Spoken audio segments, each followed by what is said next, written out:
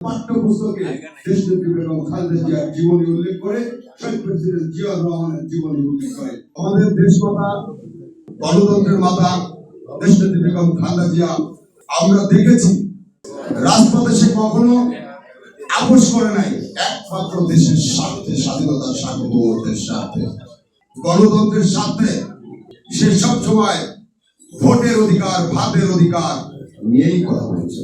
সে ইচ্ছে করলে আরামায়েশে জীবন কাটিয়ে দিতে পারতেন, সেগুলো কিন্তু সে কিছুই করে নাই।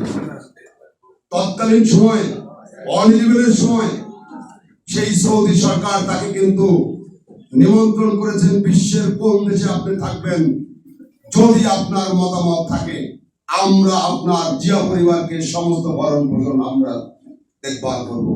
তাও কিন্তু তিনি গ্রহণ করেন নাই। অতএব নেতৃবৃন্দ, তার এই মৃত্যুতে দেশের যে ক্ষতি হয়েছে সেই ক্ষতিটা কিন্তু আমাদের পূরণ করতে হবে। তার এই শোককে শক্তিতে রূপান্তরিত করে বাংলাদেশের গণতন্ত্রকে টিকিয়ে রাখতে হবে। দেশনায়ক জনাব তারেক রহমানের হাতকে শক্তিশালী করতে হবে। আগামীতে যদি বিএনপি সরকার গঠন করে আমাদের সকলের দাবি থাকবে যেন পাঠ্যপুস্তকে দেশনেত্রী বেগম খালেদা জিয়ার জীবনী উল্লেখ করে শহীদ প্রেসিডেন্ট জিয়াউর রহমানের জীবনী উল্লেখ করে। বাংলার গণতন্ত্রের পক্ষে, বাংলার সাধারণ মানুষ, নির্যাতিত নিপীড়িত মানুষের বলিষ্ঠ কণ্ঠস্বর, যিনি তার ত্যাগের বহির্ভাব প্রমাণ করে দিয়েছেন।